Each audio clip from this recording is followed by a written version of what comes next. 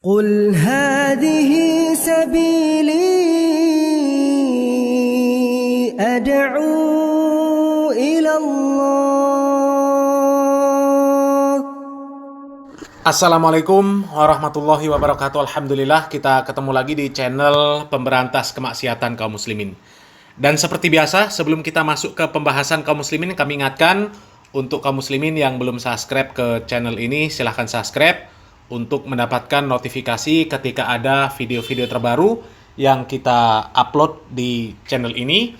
Dan untuk yang sudah subscribe, kami ucapkan jazakumullahu khairan katsira.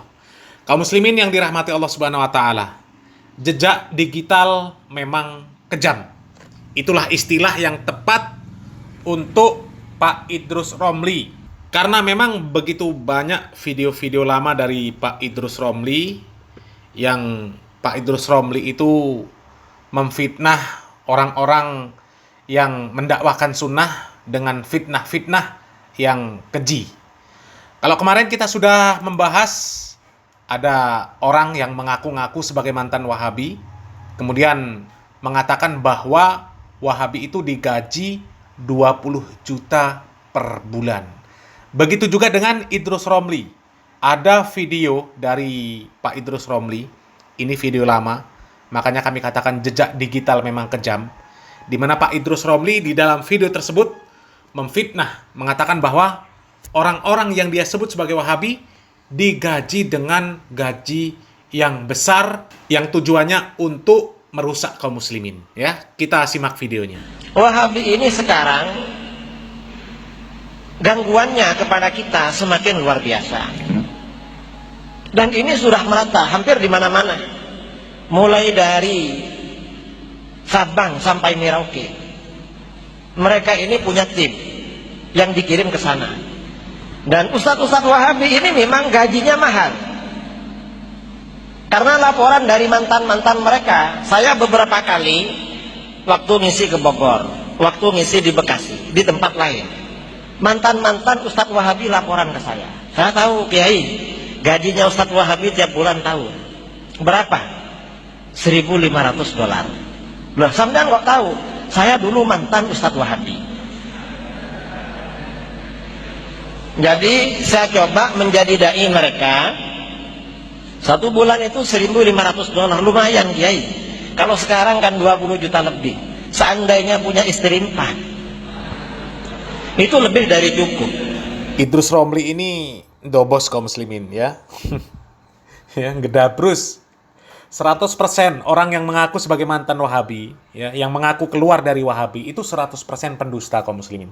Karena orang yang mereka sebut sebagai Wahabi, ya, mereka itu bukan tergabung dalam sebuah ormas yang punya keanggotaan seperti NU. Enggak, ya. Enggak ada punya kartu anggota Wahabi, enggak ada. Pimpinan Wahabi, nggak ada. Pimpinan cabang, pimpinan wilayah, pimpinan daerah, nggak ada. Jadi kalau dikatakan keluar dari Wahabi, ya nggak bisa. Masuknya kapan? Kok tahu-tahu mendeklarasikan diri keluar? Ya, aneh. Apalagi tadi katanya ada yang nyoba masuk menjadi dai Wahabi, kemudian digaji sebulan $1.500. Nyoba masuk menjadi dai Wahabi. Ini kata-kata dobos. Kalau memang iya dia masuk ke dai Wahabi, kemudian diterima, kemudian menerima gaji $1.500 sebulan, nggak bakalan dia keluar, nggak bakalan. Tahu sendirilah mereka itu, ya. Kalau ceramah kebanyakan nyari amplop, jangankan amplop, dikasih rokok sebungkus saja udah seneng, ya. Mendoakan tetangga, amplop lagi. Mimpin yasinan, tahlilan, amplop lagi. Rokok sebungkus, sudah seneng. Jadi kalau dia meninggalkan gaji $1.500 untuk menjadi da'i, itu mustahil. Jadi Pak Idrus Romli ini dobos kaum muslimin. Mengapa? Punya istri satu itu satu bulan kan cukup. 2 juta itu sudah katanya. 2 juta itu sudah Masya Allah Kiai kan. 4 hari ini kan 20 juta. 20 juta. Nah terus sampean kok keluar dari Wahabi? Ya saya pikir, saya tidak mantap dengan ajaran mereka. Dulu itu karena tidak punya kerja. Karena tidak punya kerja. Sekarang kan sudah jadi dosen Kiai, sudah ngajar ke sana, sudah keluar. Loh, berarti sampean dulu mengajarkan Wahabi? Enggak Kiai. Saya dulu minta ditugaskan ke daerah yang jauh dari kota, agar tidak bisa diawasi oleh pengawas. Jadi saya masih tahlilan, masih ini. Cuma lama-lama takut ketemu, akhirnya keluar kata. Jadi $20 nih, apa $1.500. Jadi mereka ini kerjanya ya cuma berjamaah di masjid. Makanya orang Wahabi ini modus ya, cara menguasai suatu daerah. Mula-mula mereka akan rajin berjamaah. Masjid kotor disapu, muadzin tidak ada, azan. $1.500. Nah akhirnya ustadz-ustadz yang jarang berjamaah dijelek-jelekan. Coba lihat, itu kalau Ustadz Aswaja ke pasar, ke sawah, tidak berjamaah. Lah memang Ustadz Aswaja ada yang bayar memang. Ada bayaran itu kalau ada orang mati. Kalau ada orang meninggal, baca talqin, baru dapat apa? Beras tuh ya. Saya kalau ada tetangga meninggal, lalu baca talqin kan biasanya dihantarkan beras kan. Kata orang Madura sortana. Apa saja, beras, gedang, nyiur itu. Kan menunggu orang mati gajinya itu memang. Nah orang mati kan tidak tiap hari ada. Tahlilan itu baru dapat berkat hari ke-7, tok ketok. Kalau mulai malam pertama, 2, ketiga, tidak ada ya.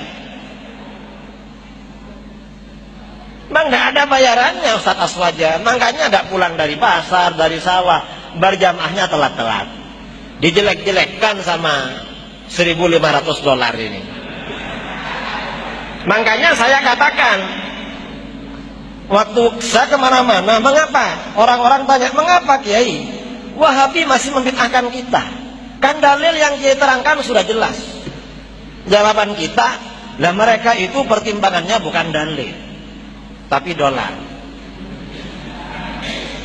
Kalau kita ini kan beragama sesuai dengan dalil. Kalau mereka itu beragama sesuai dengan dolar. Wad dolar afdol minad dalil. Sekarang dakwah sunnah yang disebut sama Pak Idrus Romli itu kan sudah berkembang biak kaum muslimin ya. Sudah semakin rame. Semakin banyak orang-orang yang ikut ke kajian-kajian yang disebut Wahabi. Kalau dulu mungkin ada yang percaya ucapan Pak Idrus Romli ini, ya. Karena apa? Karena dulu masih sepi jamaahnya. Yang rajin sholat berjamaah mungkin cuma sedikit. Jadi wajar kalau mereka dicurigai. Ya, wajar kalau mereka curiga mikir seperti itu. Bahwa benar apa yang dikatakan oleh Pak Idrus Romli. Pantesan mereka bisa selalu sholat berjamaah. Karena gajinya besar-besar. Jadi santai. Nggak harus kerja. Ya, taunya ke masjid, ke masjid, ke masjid. Nggak harus kerja berat seperti kiai-kiainya Aswaja. Dulu mungkin iya, banyak yang percaya. Tapi kalau sekarang malah dijadikan tertawaan ucapan Pak Idrus Romli itu. Karena apa? Karena sudah terbukti sekarang bahwa apa yang diucapkan Pak Idrus Romli itu ndobos. Ya, bohong, ya, penipu. Ya, karena sampai sekarang orang-orang yang rajin sholat berjamaah, ya tetap orang-orang yang disebut Wahabi. Kalau kiai-kiai Aswaja ya tetap males. Dan ternyata mereka nggak ada yang gaji. Nggak ada. Ya, kecuali memang guru. Kalau guru ngajar di pondok pesantren ya digaji. Tapi ya nggak besar begitu. Ya, sampai $1.500. Nggak ada. Guru ustadz gajinya sampai $1.500. Bohong gitu. Ya, kecuali ustadz amplop. Kalau ceramah harus bayar itu ya. Dan itu biasanya kelompoknya Pak Idrus Romli, ceramah bayar. Suruh ceramah, acara maulid, amplop. Acara Isra Mi'raj, amplop lagi. Ya, jadi orang-orang yang disebut Wahabi, mereka rajin ke masjid untuk sholat berjamaah karena mereka tahu keutamaan sholat berjamaah, bukan karena dibayar. Dan memang mereka lebih mengutamakan sholat berjamaah daripada kepentingan-kepentingan yang lain. Kecuali benar-benar darurat. barulah mereka meninggalkan sholat berjamaah karena uzur. Beda sama kiai-kiai yang disebut Pak Idrus Romli tadi. Memang dasarnya sudah malas. Siang nggak ke masjid, alasannya kerja. Tapi ternyata malam juga tetap nggak ke masjid. Males untuk sholat berjamaah. Maunya ke masjid kalau ada acara Isra Mi'raj, acara maulid, acara genduren. Baru ya ke masjid. Karena mau cari makan. Kemudian kiainya kalau disuruh ceramah dapat amplop. Jadi niatnya bukan untuk ibadah. Jadi sudahlah ya. Sekarang jamaah yang disebut Wahabi itu kan sudah membludak. Jadi fitnah-fitnah dari Idrus Romli sekarang malah jadi bahan ketawaan. Justru Pak Idrus Romli ini membongkar kedok kiai-kiai yang ada di belakang Pak Idrus Romli, yang mengikuti Pak Idrus Romli. Yang gerak dikit maunya duit. Tetangga mati duit, maulid duit, Isra Mi'raj duit. Giliran suruh datang ke masjid sulit. Memang dasarnya males mengikuti syariat. Maunya ibadah ya semaunya. Ya. Kalau untuk yang diperintah-perintah itu merasa berat. Sholat berjamaah 5 waktu, mereka merasa berat. Ya. Malah memfitnah orang-orang yang sholat berjamaah digaji $1.500. Na'udzubillah ya. Mudah-mudahan orang yang termakan dengan fitnahnya Pak Idrus Romli ini segera sadar ya. Salam waras, salam akal sehat, barakallahu fikum. Wassalamualaikum warahmatullahi wabarakatuh.